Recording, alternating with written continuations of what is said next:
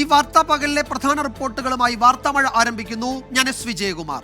Channel ചർച്ചയിലെ വിദ്വേഷ പരാമർശ കേസിൽ BJP നേതാവ് PC ജോർജ് ഈരാറ്റുപേട്ട മജിസ്ട്രേറ്റ് കോടതിയിൽ കീഴടങ്ങി. PC ജോർജിനെ 2 ദിവസത്തെ കസ്റ്റഡിയിൽ വേണമെന്ന് പോലീസ് കോടതിയിൽ ആവശ്യപ്പെട്ടു. പോലീസിനോട് റിപ്പോർട്ട് തേടിയ കോടതി 2 മണിക്ക് കേസ് വീണ്ടും പരിഗണിക്കും. ഏറ്റവും പുതിയ വിവരങ്ങൾ ടോബി ജോൺസൺ നൽകും. ഒപ്പം ശ്രീജിത്ത് ശ്രീകുമാരനും വിശദാംശങ്ങളുമായി ചേരുന്നു. ടോബി, കോടതിയിൽ എന്തൊക്കെ നടപടികളാണ് ഇന്നുണ്ടായത്? അപ്പോൾ PC ജോർജിനെ കസ്റ്റഡിയിൽ വേണം എന്ന് പോലീസ് ആവശ്യപ്പെടുന്നു. ജാമ്യാപേക്ഷ സമർപ്പിക്കാൻ ജോർജിന്റെ അഭിഭാഷകർ തയ്യാറാകുന്നു. കോടതി നടപടികളുടെ മറ്റു വിവരങ്ങൾ എന്തൊക്കെയാണ്? വിജയകുമാർ, ഏകദേശം 11 മണിയോടുകൂടിയാണ് PC ജോർജ് ഈരാറ്റുപേട്ടയിലെ കോടതിയിൽ ഹാജരായത്. അതിനുശേഷം 12:30യോടുകൂടിയാണ് കോടതി ഈ കേസ് പരിഗണിച്ചത്. ആ കേസ് പരിഗണിച്ചപ്പോൾ തന്നെ കോടതി പ്രധാനമായിട്ടും പ്രതിഭാഗത്തിന് PC ജോർജിന് എന്താണ് പറയാനുള്ളത് എന്ന് ചോദിച്ചു. PC ജോർജിന്റെ അഭിഭാഷകൻ അപ്പോൾ ഇത്തരത്തിലുള്ള ജാമ്യം അനുവദിക്കണം എന്നുള്ള ആവശ്യമാണ് പ്രധാനമായും മുന്നോട്ട് വെച്ചത്. കോടതി നടപടികൾ അല്പസമയം മുമ്പ് വരെ ഉണ്ടായിരുന്നു. ഇനി 2 മണിയിലേക്ക് കോടതി നടപടികൾ മാറ്റിയിരിക്കുകയാണ്. ജോർജിന്റെ ജാമ്യാപേക്ഷ പരിഗണിക്കുന്നുണ്ട്. കസ്റ്റഡി വേണമെന്ന പോലീസിന്റെ ആവശ്യവും പരിഗണിക്കും. ടോബി, തുടരാം. വിജയകുമാർ, 12:30യോടുകൂടിയാണ് ഈ കേസ് പരിഗണിച്ചത്. 11 മണിയോടുകൂടി കീഴടങ്ങിയ PC ജോർജിന് വേണ്ടിയുള്ള ആ കേസിലുള്ള ജാമ്യാപേക്ഷയാണ് ആദ്യമേ കോടതിക്ക് മുൻപാകെ വന്നത്. ഈ ജാമ്യാപേക്ഷ പരിഗണിച്ചപ്പോഴാണ് പോലീസിനോട് റിപ്പോർട്ട് എവിടെയെന്ന് പോലീസ് ചോദിച്ചത്. കീഴടങ്ങിയിട്ട് ഇത്രയും നേരമായിട്ട് പോലീസ് എന്തുകൊണ്ട് റിപ്പോർട്ട് സമർപ്പിച്ചില്ല എന്ന് കോടതി ചോദിച്ചു. അപ്പോഴാണ് പ്രോസിക്യൂഷൻ പറഞ്ഞത് ഇത്തരത്തിലുള്ള കേസുകൾ മുൻപും ഇത്തരത്തിലുള്ള തെറ്റുകൾ ആവർത്തിച്ചിട്ടുണ്ട്, അതുകൊണ്ട് തന്നെ ഈ ഒരു ജാമ്യം നൽകരുതെന്നൊരു കാര്യം പറഞ്ഞു. അതുകൊണ്ട് തന്നെ പോലീസിനോട് എത്രയും വേഗം അരമണിക്കൂറിനുള്ളിൽ തന്നെ ഈ ഒരു റിപ്പോർട്ട് ഹാജരാക്കാൻ കോടതി ആവശ്യപ്പെടുകയായിരുന്നു. 2 മണിക്ക് കേസ് വീണ്ടും പരിഗണിക്കുന്നതിന് വേണ്ടി കോടതി മാറ്റിവെച്ചിട്ടുമുണ്ട്. എന്തായാലും പ്രതിഭാഗം ഇതിൻ്റെ അകത്ത്, അതായത് PC ജോർജിന് വേണ്ടി ഹാജരായ അഭിഭാഷകൻ പറഞ്ഞത് അദ്ദേഹത്തിന്റെ പ്രായം പരിഗണിക്കണം, ഒപ്പം തന്നെ മുൻപ് MLA ആയിട്ടും അതുപോലെ തന്നെ ചീഫ് പക്കായിട്ടിരുന്ന ജനപ്രതിനിധിയായിട്ടിരുന്ന ആളാണ്. അതുകൊണ്ട് തന്നെ ഈ കാര്യങ്ങളൊക്കെ പരിഗണിച്ചിട്ട് വേണം അദ്ദേഹത്തെ കസ്റ്റഡിയിൽ വിടുന്നത് അടക്കമുള്ള കാര്യങ്ങൾ തീരുമാനമെടുക്കാൻ. ജാമ്യം അനുവദിക്കണമെന്നൊരു ആവശ്യമാണ് പ്രധാനമായിട്ടും പ്രതിഭാഗം PC ജോർജിന്റെ അഭിഭാഷകൻ മുന്നോട്ട് വെച്ചത്. എന്നാൽ പ്രോസിക്യൂഷൻ ഇതിനെ ശക്തമായി എതിർത്തു. അതിലെടുത്തു പറഞ്ഞ കാര്യങ്ങൾ ഹൈക്കോടതിയിൽ നിന്നുള്ള വിധി അടക്കം ഉദ്ധരിച്ചുകൊണ്ടാണ് ഈ പ്രോസിക്യൂഷന് വേണ്ടി ഹാജരായ പ്രോസിക്യൂട്ടർ ഈ കാര്യങ്ങളെല്ലാം പറഞ്ഞത്. അതിൽ പ്രധാനമായും ഹൈക്കോടതിയുടെ വിധിയുണ്ട്. അതുപോലെ തന്നെ ഇത്തരം തെറ്റുകൾ 3 തവണയോളം ഈ തെറ്റ് വീണ്ടും വീണ്ടും PC ജോർജ് ആവർത്തിച്ചിട്ടുണ്ട് എന്ന് പ്രോസിക്യൂഷൻ കോടതിയെ അറിയിച്ചു. അപ്പോഴാണ് കോടതി പറഞ്ഞത് ഇത് സംബന്ധിച്ചുള്ള റിപ്പോർട്ടുകളൊന്നും തന്റെ മുൻപിലില്ല, തന്റെ മുന്നിൽ കോടതിക്ക് മുൻപിലുള്ളത് ആകപ്പാട് ജാമ്യാപേക്ഷ മാത്രമാണ്. അതുകൊണ്ട് എത്രയും വേഗം ഈ റിപ്പോർട്ട് പോലീസിനോട് ഹാജരാക്കാൻ കോടതി നിർദ്ദേശിക്കുകയായിരുന്നു. അതുകൊണ്ട് തന്നെ 2 മണിക്ക് കേസ് വീണ്ടും പരിഗണിക്കാൻ വേണ്ടി മാറ്റിവെച്ചിട്ടുണ്ട്. എന്തായാലും കോടതി എന്ത് നിലപാടെടുക്കുമെന്നുള്ളതാണ് ഏവരും ഉറ്റുനോക്കുന്നത്. നമുക്കറിയാവുന്നതുപോലെ ഹൈക്കോടതി ഈ കേസ് മുൻകൂർ ജാമ്യാപേക്ഷ ഹൈക്കോടതിക്ക് മുൻപാകെ വന്നപ്പോൾ ഹൈക്കോടതി ഈ മുൻകൂർ ജാമ്യം തള്ളിക്കൊണ്ട് അതിരൂക്ഷമായിട്ടുള്ള വിമർശനങ്ങളടക്കം ഉന്നയിച്ചതാണ്. അതുപോലെ തന്നെ കീഴ്ക്കോടതിയിലാണ് മുൻകൂർ ജാമ്യാപേക്ഷ PC ജോർജ് നൽകുന്നത്. കോട്ടയം സെഷൻസ് കോടതിയിൽ നൽകിയ ആ ജാമ്യാപേക്ഷയും അന്ന് തള്ളിയിരുന്നു. അതിനൊക്കെ കാരണമായി ഉണ്ടായിരുന്നത് ഹൈക്കോടതി വിധിയുടെ ലംഘനം വീണ്ടും വീണ്ടും നടത്തുന്നു എന്നുള്ള ഒരു കാരണം ചൂണ്ടിക്കാട്ടിക്കൊണ്ടാണ് കോടതികൾ ഈ ഒരു മുൻകൂർ ജാമ്യാപേക്ഷ തള്ളിയത്.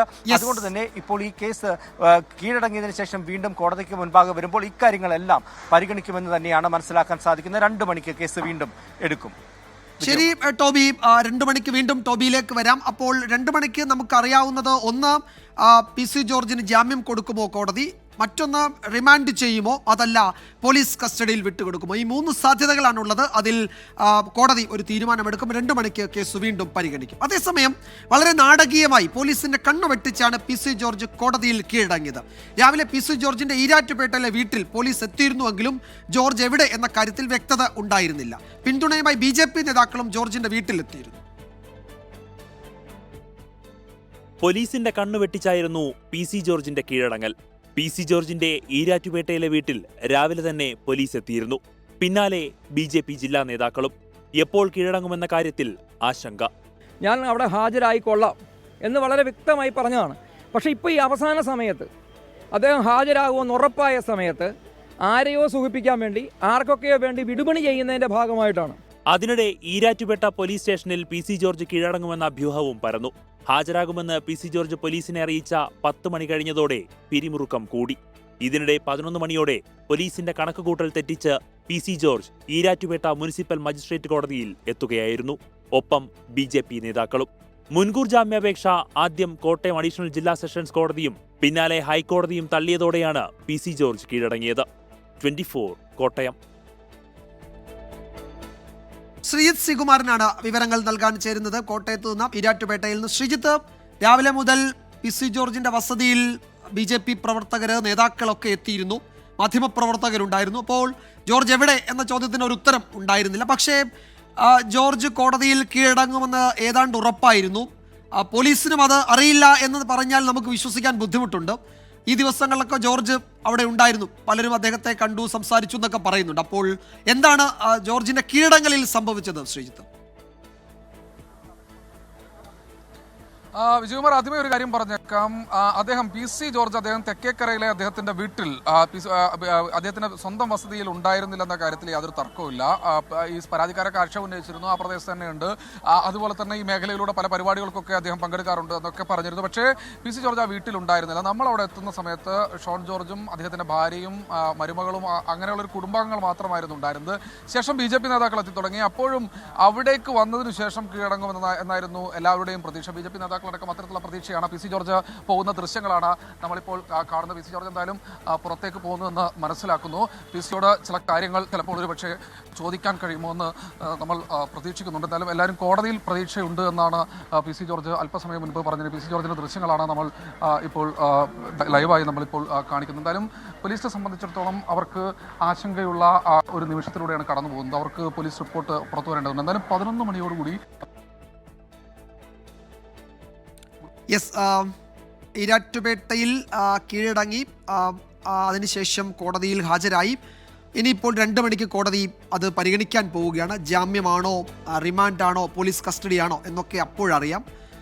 വീട്ടിലുണ്ടായിരുന്നില്ല എന്നാണ് ഞങ്ങളുടെ ബ്യൂറോ റിപ്പോർട്ട് ചെയ്തത്. നാടകീയമായി തന്നെ കീഴടങ്ങുകയായിരുന്നു. BJP പ്രവർത്തകരൊക്കെ വീട്ടിലുണ്ടായിരുന്നു. ശ്രീജിത്ത് ശ്രീകുമാരനാണ് അവിടെ നിന്നുള്ള ഏറ്റവും പുതിയ വിവരങ്ങൾ നൽകിയത്. നമ്മൾ ഇന്നത്തെ മറ്റു ചില പ്രധാന റിപ്പോർട്ടുകളിലേക്ക് കൂടി കടക്കുന്നു. ജില്ലാ കേന്ദ്രങ്ങളിലേക്ക് കൂടി സമരം വ്യാപിപ്പിച്ച് സർക്കാർ അവഗണനയ്ക്കെതിരെ കൂടുതൽ ശക്തമായ സമരത്തിന് ഒരുങ്ങുകയാണ് ആശാ വർക്കേഴ്സ്. സമരത്തിന് പിന്നിൽ അരാജക സംഘടനകളാണെന്ന് CPM കേന്ദ്ര കമ്മിറ്റി അംഗം എളമരം കരീം കുറ്റപ്പെടുത്തിയിരുന്നു. അരാജക സംഘടനകൾ പിന്നിലുണ്ടോ എന്ന് സർക്കാർ തന്നെ പരിശോധിക്കട്ടെ എന്നായിരുന്നു സമരസമിതിയും. ആശാ വർക്കേഴ്സിനെ സർക്കാർ നിരന്തരം അപമാനിക്കുന്നുവെന്ന് പ്രതിപക്ഷ നേതാക്കളും ഇന്ന് പ്രതികരിച്ചു. ആർക്കുവേണ്ടിയാണ് ഈ സമരനാടകം? ഇതാണ് CPM കേന്ദ്ര കമ്മിറ്റി അംഗം എളമരം കരീം ദേശാഭിമാനിയിൽ എഴുതിയ ലേഖനത്തിന്റെ തലക്കെട്ട്. തൽപരകക്ഷികളുടെ കെണിയിൽപ്പെട്ടവരാണ് സമരം നടത്തുന്നതെന്നാണ് ലേഖനത്തിലെ കുറ്റപ്പെടുത്തൽ. ചിലർ ആശാ വർക്കേഴ്സിനെ മോഹിപ്പിച്ചു. പെമ്പിളി ഒരുമൈ സമരത്തിന് സമാനമാണ് ആശാ വർക്കർമാരുടെ സമരം. കേന്ദ്ര പദ്ധതികൾ വ്യവസ്ഥകൾക്കനുസരിച്ച് നടപ്പാക്കാനേ സംസ്ഥാനത്തിന് അധികാരമുള്ളൂ. NHM ഫണ്ടിലേക്ക് കേന്ദ്രം നൽകേണ്ട 468 കോടി നൽകിയിട്ടില്ലെന്നും ലേഖനത്തിൽ എളമരം കരീം പറയുന്നു. അതേസമയം സമരം പൊളിക്കാനാണ് CPM നേതാക്കൾ ശ്രമിക്കുന്നതെന്ന് സമരസമിതി പ്രതികരിച്ചു. നമ്മൾ നടത്തിക്കൊണ്ടിരിക്കുന്ന ഈ സമരം അതിൻ്റെ ഡിമാൻഡുകളെ കുറിച്ചല്ലേ ചർച്ച ചെയ്യുന്നത്? തുടങ്ങിയ ദിവസം മുതൽ ഇത്തരത്തിലുള്ള അഭിപ്രായങ്ങളാണ് ഈ മുതിർന്ന നേതാക്കന്മാരടക്കം നടത്തിക്കൊണ്ടിരിക്കുന്നത്. പക്ഷേ അതുകൊണ്ട് ഈ സമരത്തിൻ്റെ ന്യായയുക്തത മാറുന്നില്ലല്ലോ. പിന്നെ സമരത്തെ തകർക്കാൻ വേണ്ടിയിട്ട് എന്ത് തരത്തിലുള്ള അഭിപ്രായങ്ങളും പറയാമല്ലോ. ഞങ്ങളതിനെ അതായിട്ടേ കാണുന്നുള്ളൂ. CPM വിമർശനത്തിനെതിരെ പ്രതിപക്ഷ നേതാക്കളും രംഗത്തെത്തി. അല്ല, ഇതേ കാരണം പറഞ്ഞുകൊണ്ട് എളമരം കരീമിൻ്റെയൊക്കെ നേതൃത്വത്തിൽ CIT-ക്കാർ സമരം ചെയ്തപ്പോൾ ഒരു കുഴപ്പമില്ലായിരുന്നല്ലോ. ഒരു അരാഷ്ട്രീയമല്ല, രാഷ്ട്രീയക്കാരായ ഞങ്ങൾ കൂടി പിന്തുണയ്ക്കുന്ന സമരമാണ്. ഒരു സംഘടനയാണ് നടത്തുന്നത്. ആ സംഘടന നടത്തുന്ന അവിടെ വന്നിരിക്കുന്നവർ മുഴുവൻ ആശാ വർക്കർമാരാണ്. അതിനിടെ സമരം മറ്റു ജില്ലകളിലേക്ക് വ്യാപിപ്പിക്കാൻ ആശാ വർക്കേഴ്സ് തീരുമാനിച്ചു. ഈ മാസം 27-ന് ആലപ്പുഴയിലും മലപ്പുറത്തും സമരം നടത്തും. 28-ന് കോഴിക്കോടും സമരത്തിന് തീരുമാനിച്ചിട്ടുണ്ട്. 24 തിരുവനന്തപുരം. അതേസമയം സമരം ചെയ്യുന്ന ആശാ വർക്കേഴ്സുമായി സർക്കാർ ചർച്ച നടത്തണമെന്നാണ് CPI നേതാവ് ആനി രാജ ഇന്ന് 24-നോട് പ്രതികരിച്ചത്. ആശാ വർക്കേഴ്സിനെ അധിക്ഷേപിക്കുന്നവർക്കൊപ്പമല്ല താനെന്നും ആനി രാജ വ്യക്തമാക്കി. ചില സമരങ്ങൾ ഒരു ചർച്ച കൊണ്ടൊക്കെ വിജയിച്ച എത്രയോ സമരങ്ങളുണ്ട്. അപ്പം തീർച്ചയായിട്ടും ആ LDF ഗവൺമെൻറ് അവരുമായി വീണ്ടും ചർച്ച ചെയ്യും എന്ന് തന്നെയാണ് ഞാൻ കരുതുന്നത്. ആശാ വർക്കർമാരുടെ ആവശ്യം അത് ന്യായമാണ്. നമ്മുടെ സംസ്ഥാനത്തെ ആരോഗ്യ മേഖലയിലാണ് അവർ വർക്ക് ചെയ്യുന്നത്. അത് നമ്മൾക്കൊക്കെ വേണ്ടി വർക്ക് ചെയ്യുന്ന ആളുകളാണ്. അങ്ങനെയുള്ളവരെ ആരും അധിക്ഷേപിക്കുമെന്ന് ഞാൻ കരുതുന്നില്ല. അങ്ങനെ ആരെങ്കിലും അധിക്ഷേപിക്കുന്നുണ്ടെങ്കിൽ അതിനോടൊപ്പമല്ല ഞാൻ. മുഖ്യമന്ത്രി സ്ഥാനം ലക്ഷ്യമിട്ടുള്ള ഡോക്ടർ ശശി തരൂരിന്റെ നീക്കങ്ങളെ അവഗണിക്കാൻ ഹൈക്കമാൻഡ്. വിവാദങ്ങളിൽ നിന്ന് വഴിമാറി നടക്കാൻ നേതാക്കൾക്ക് ഹൈക്കമാൻഡ് നിർദ്ദേശം നൽകി. കരുതലോടെയായിരുന്നു ഡോക്ടർ ശശി തരൂരുമായി ബന്ധപ്പെട്ട വിഷയത്തിൽ കോൺഗ്രസ് നേതാക്കളുടെ ഇന്നത്തെ പ്രതികരണം. സംസ്ഥാന രാഷ്ട്രീയത്തിൽ മുന്നിൽ നിൽക്കാനുള്ള ശശി തരൂരിന്റെ നീക്കങ്ങൾക്ക് ഹൈക്കമാൻഡ് പിന്തുണയില്ല. മുഖ്യമന്ത്രി സ്ഥാനമാണ് തരൂരിന്റെ ലക്ഷ്യമെന്നാണ് വിലയിരുത്തൽ. നിലവിലെ സംസ്ഥാന നേതൃത്വത്തെ പിന്തുണയ്ക്കാനാണ് ഹൈക്കമാൻഡ് തീരുമാനം. തദ്ദേശ തെരഞ്ഞെടുപ്പ് ഫലം കോൺഗ്രസിന്റെ ഉൾപാർട്ടി രാഷ്ട്രീയത്തിൽ നിർണായകമാകും. തിരിച്ചടി നേരിട്ടാൽ സംസ്ഥാന നേതൃത്വം മറുപടി പറയേണ്ടിവരും. നിലവിൽ തരൂർ വിഷയത്തിൽ കരുതലോടെയാണ് നേതാക്കളുടെ പ്രതികരണങ്ങൾ ഇങ്ങനെ. പാർട്ടിയുടെ നന്മയ്ക്ക് വേണ്ടി ഏത് ഭാഗത്തുനിന്ന് വിമർശനം കോൺഗ്രസിനകത്തുണ്ടായാലും അതിനെ പൂർണ്ണമായി സ്വാഗതം ചെയ്യുന്ന പാരമ്പര്യമാണ് ഞങ്ങൾക്കുള്ളത്. അങ്ങനെ ഞങ്ങൾ മുന്നോട്ട് പോവുള്ളൂ. പാർട്ടിയിൽ എല്ലാ നേതാക്കളും അനിവാര്യരാണ്. എല്ലാവരും ഒരുമിച്ച് പോകുന്ന അന്തരീക്ഷമാണ് ഉണ്ടാകേണ്ടത്. ഒരു കാരണവശാലും കോൺഗ്രസ് രാഷ്ട്രീയത്തിനെ ബാധിക്കില്ല. മാത്രമല്ല അതൊരു ചർച്ച നീട്ടിക്കൊണ്ടുപോകേണ്ടതെന്ന് തന്നെയാണ് പാർട്ടി എടുത്തിട്ടുള്ള സ്റ്റാൻഡ്. ആ അനുകൂലമായ രാഷ്ട്രീയ സാഹചര്യം നശിപ്പിക്കരുതെന്ന് മാത്രമാണ് എനിക്ക് വിനീതനായിട്ട് പറയാനുള്ളത്. ശശി തരൂരുമായി ബന്ധപ്പെട്ട ചോദ്യങ്ങളോട് നോ കമന്റ്സ് എന്ന പ്രതിപക്ഷ നേതാവ് V D Satheesan. No comments. ഞാൻ നോ കമന്റ്സ്. പാർട്ടി വിടുന്നതുൾപ്പെടെയുള്ള കാര്യങ്ങൾ ശശി തരൂരിന് മുന്നിലില്ലെന്നാണ് നേതാക്കളുടെ വിലയിരുത്തൽ. 24 തിരുവനന്തപുരം. കാട്ടാനക്കലി മനുഷ്യജീവൻ എടുക്കുന്നത് ആവർത്തിക്കുമ്പോഴും ആറളം ഫാമിലെ ആനമതിൽ നിർമ്മാണം എങ്ങുമെത്തിയിട്ടില്ല. ആനമതിൽ നിർമ്മിക്കുന്നതിൽ അപാകതയുണ്ട് എന്നും അഴിമതി ഉണ്ട് എന്നും നാട്ടുകാർ ആരോപിക്കുന്നു. എന്നാൽ നിർമ്മാണം നിലച്ചതിനുള്ള കാരണം കരാറുകാരൻ്റെതാണ് എന്നാണ് സർക്കാരിന്റെ വാദം. ആറളം ഫാമിലെ കാട്ടാനക്കലിയിൽ ജീവഹാനി വർദ്ധിച്ചതോടെ പ്രതിഷേധം ശക്തമായി. ഇതോടെയാണ് 2023 സെപ്റ്റംബർ 30 ആനമതിലിന്റെ നിർമ്മാണം ഇവിടെ ആരംഭിച്ചത്. പക്ഷേ ഒടുവിൽ 2 മനുഷ്യജീവൻ കൂടി പൊലിഞ്ഞപ്പോഴും ഈ മതിലിന്റെ നിർമ്മാണം എങ്ങും എത്താത്ത അവസ്ഥയിലാണ്. കഴിഞ്ഞ വർഷം സെപ്റ്റംബർ 24 ആറളം ഫാമിലെ ആനമതിൽ നിർമ്മാണം പൂർത്തിയാവേണ്ടതാണ്. പണി ഇഴഞ്ഞതോടെ ഈ വർഷം മാർച്ച് 31 പണി പൂർത്തീകരിക്കാൻ മുഖ്യമന്ത്രിയും വനംവകുപ്പ് മന്ത്രിയും നിർദ്ദേശം നൽകി. പക്ഷേ ഇപ്പോഴും 4 കിലോമീറ്റർ മാത്രമാണ് മതിൽ നിർമ്മിച്ചത്. സർക്കാർ കഴിഞ്ഞ സാമ്പത്തിക വർഷം 53 കോടി രൂപ മതിൽ നിർമ്മിക്കുന്നതിന് വേണ്ടി ഫണ്ട് അനുവദിച്ചിരുന്നു. അപ്പോൾ അതിൻ്റെ പണി ആദ്യഘട്ടത്തിൽ ദ്രുതഗതിയിൽ നീങ്ങുന്ന ഒരു നിലയുണ്ടായിട്ടുണ്ട്. എന്നാൽ പിന്നീട് അങ്ങോട്ടേക്ക് അതിന് വേഗത പോരാ എന്നുള്ള അഭിപ്രായമാണ് ഞങ്ങളെ സംബന്ധിച്ചിടത്തോളം. 37.9 കോടി രൂപ ചെലവിൽ 10.5 കിലോമീറ്റർ ദൂരമാണ് ആനമതിൽ നിർമ്മിക്കേണ്ടത്. ഇതിനായി മരം മുറിക്കാനുള്ള തീരുമാനമുണ്ടായെങ്കിലും പ്രവൃത്തി മുന്നോട്ട് പോയില്ല. നിർമ്മാണം നിലച്ചതിന് കാരണം കരാറുകാരൻ്റെ അനാസ്ഥയാണെന്ന് മന്ത്രി OR കേളു. ആനകളെ ചെറുക്കുന്നതിന് വേണ്ടിയിട്ടുള്ള ഒരു പ്രതിരോധ പ്രവർത്തനത്തിന് വേണ്ടിയിട്ടാണ് നമ്മൾ ആനമതിൽ ഗവൺമെൻറ് പദ്ധതി വെച്ച് ആരംഭിച്ചത്. കുറച്ച് കാലതാമസം നേരിടുന്നു എന്നുള്ളതൊരു യാഥാർത്ഥ്യമാണ്. കരാറുകാരൻ്റെ ഒരു അലംഭാവം വലുതാണ്. സർക്കാരും വനംവകുപ്പും ജനങ്ങളെ പറ്റിക്കുന്നെന്നും ജാഗ്രതാ നിർദ്ദേശവുമായി ആറളം ഫാമിലേക്ക് ആരും വരേണ്ടതില്ലെന്നും നാട്ടുകാർ. ഈ മന്ത്രിമാരോ കളക്ടറോ ഒന്നും ആനേനെ പേടിക്കുന്നില്ല. പക്ഷേ ഇവർ തന്നെ നമുക്ക് ഇതിനെന്തെങ്കിലും പരിഹാരം ഉണ്ടാക്കി തരണം. പക്ഷേ ജാഗ്രത പാലിക്കാൻ പറയണ്ട. ഇത്രേ എനിക്ക് പറയാനുള്ളൂ. കാട്ടാനക്കലി വർദ്ധിക്കുമ്പോൾ വനംവകുപ്പിനെതിരെയും ജില്ലാ ഭരണകൂടത്തിനെതിരെയും പ്രതിഷേധം കനക്കുകയാണ്. പാതി വഴിയിൽ നിർമ്മാണം നിലച്ച ആനമതിലിൻ്റെ ദൃശ്യങ്ങളാണിത്. എനിക്ക് തൊട്ടിപ്പുറത്ത് ആറളം വനമേഖലയാണ്. തൊട്ടിപ്പുറത്ത് പുഴയൊഴുകുന്നുണ്ട്. ഈ വനമേഖലയിൽ നിന്ന് ആനകൾ കൂട്ടത്തോടെ ഈ പുഴയിലേക്ക് വെള്ളം കുടിക്കാനെത്തും. പക്ഷേ ഈ ആനമതിൽ നിർമ്മാണം എങ്ങും എത്തിയിട്ടില്ല. ഈ നിർമ്മാണത്തെ ചൊല്ലിയുള്ള ചോദ്യത്തിന് വനംവകുപ്പ് സർക്കാരിനെ പഴിക്കുന്നുണ്ട്, സർക്കാർ കരാറുകാരനെ പഴിക്കുന്നുണ്ട്. പക്ഷേ ജനങ്ങൾ ആരെ പഴിക്കും? രജീഷ് കരിവള്ളൂരിനൊപ്പം അരുൺ പാറക്കൽ, 24 കണ്ണൂർ. കണ്ണൂർ ആറളത്ത് കാട്ടാന ആക്രമണത്തിൽ കൊല്ലപ്പെട്ട ആദിവാസി ദമ്പതികളുടെ മൃതദേഹം പരിയാരം മെഡിക്കൽ കോളേജിൽ പോസ്റ്റ്മോർട്ടത്തിന് ശേഷം ബന്ധുക്കൾക്ക് വിട്ടു നൽകി. ദമ്പതികൾ കൊല്ലപ്പെട്ട സംഭവം അസാധാരണമാണെന്ന് വനമന്ത്രി AK ശശീന്ദ്രൻ പ്രതികരിച്ചു. അപ്പോൾ വകുപ്പുകളുടെ ഏകോപനത്തിൽ പാളിച്ചയുണ്ടായിട്ടുണ്ടോ തുടങ്ങിയ കാര്യങ്ങളൊക്കെ ജില്ലാ കളക്ടർ പരിശോധിച്ചേക്കാം. അദ്ദേഹം തന്നെ പറ്റുമെങ്കിൽ ഇന്ന് രാത്രിയോ അല്ലെങ്കിൽ നാളെ രാവിലെയോ ബന്ധപ്പെട്ട ഉദ്യോഗസ്ഥന്മാരുടെയും ജനപ്രതിനിധികളുടെയും യോഗം ഓൺലൈനായി വിളിച്ചു ചേർക്കും. അവിടെ ഇനി മന്ത്രിയുടെ സാന്നിധ്യത്തിൽ ഒരു യോഗം പ്രത്യേകമായിട്ട് നടക്കണമെന്ന് ഉള്ളൊരു ആലോചന അവിടെ ഉണ്ട്. തുടർ നടപടികൾക്കായി ഈ നടപടികളെല്ലാം ഈ പ്രശ്നത്തിന് ശേഷം നാളെയോ മറ്റന്നാളോ അത്തരത്തിലുള്ള ഒരു ആലോചന നടത്തി നമ്മൾ വയനാട്ടിൽ ചെയ്തതുപോലെ ഒരു ക്രാഷ് പ്രോഗ്രാം അവിടെ ഉണ്ടാക്കി ജനങ്ങളെ സംരക്ഷിക്കാനാണ് ഇപ്പോൾ ഉദ്ദേശിക്കുന്നത്. നിയമ നടപടികളുണ്ട്, എന്തെങ്കിലും ബാക്കിയുണ്ടെങ്കിൽ മാത്രമേ പ്രശ്നമുള്ളൂ. അല്ലാത്തപ്പം നഷ്ടപരിഹാരം കൊടുക്കുന്നതിൻ്റെ ഒരു കാലതാമസം ഇപ്പോഴില്ല. ഈ തോട്ടത്തിൽ തന്നെയാണ് മൃഗങ്ങൾ. മറ്റു സ്ഥലങ്ങളിൽ പോലെ വനത്തിൽ നിന്നും ഇറങ്ങി വന്ന് ഇത് ഈ ആറളം ഫാമിൻ്റെ അകത്ത് തന്നെയുണ്ട് ആനകൾ. അപ്പോൾ കാട്ടിൽ വന്യജീവികളുണ്ട്. അത് ഇതിൻ്റെ തുടർച്ചയായി പ്രവർത്തിക്കുന്ന ഫാമിനുമുണ്ട്. അപ്പോൾ ഈ ഫാമിൽപ്പെട്ട വന്യജീവികളെ കണ്ടെത്തണമെങ്കിൽ അടിക്കാടുകൾ യഥാസമയം വെട്ടി അത് വിസിബിൾ ഒരു കാഴ്ചക്ക് കാണാൻ പറ്റിയ വിധത്തിലുള്ള ഒരു അന്തരീക്ഷം സൃഷ്ടിക്കണം. 2 ഏർലി വാർണിംഗ് സിസ്റ്റവും ക്യാമറകളും സ്ഥാപിക്കുന്ന കാര്യത്തിൽ അത്രത്തോളം പുരോഗതിയുണ്ട് എന്നുള്ളത് വിലയിരുത്താൻ വേണ്ടി പറഞ്ഞിട്ടുണ്ട്. അതിലൊക്കെ കുറച്ചും കൂടി മുതിർന്ന ഉദ്യോഗസ്ഥന്മാരുടെ സാന്നിധ്യത്തിൽ നടത്താൻ തന്നെ പറഞ്ഞത്. അതുകൊണ്ട് പരിഹരിക്കാൻ കഴിയുമെന്ന് തന്നെയാണ് എനിക്ക് തോന്നുന്നത്. അരുൺ പാറയ്ക്കൽ വിവരങ്ങൾ നൽകും കണ്ണൂരിൽ നിന്ന്. അരുൺ, ഈ മരിച്ച ദമ്പതികളുടെ സംസ്കാര ചടങ്ങുകൾ കഴിഞ്ഞോ? ഇന്ന് പകലും നമ്മൾ പല സമയത്തും അവിടെ പ്രതിഷേധം കണ്ടിരുന്നു. അപ്പോൾ അവരുന്നയിക്കുന്ന പ്രശ്നങ്ങളിൽ കേവലം ഉറപ്പിനപ്പുറത്തേക്ക് എന്തെങ്കിലും ഒരു ശാശ്വത പരിഹാരത്തിൻ്റെ സാധ്യത ഈ 2 പേരുടെ രക്തസാക്ഷിത്വത്തിന് ശേഷമെങ്കിലും പ്രതീക്ഷിക്കാമോ?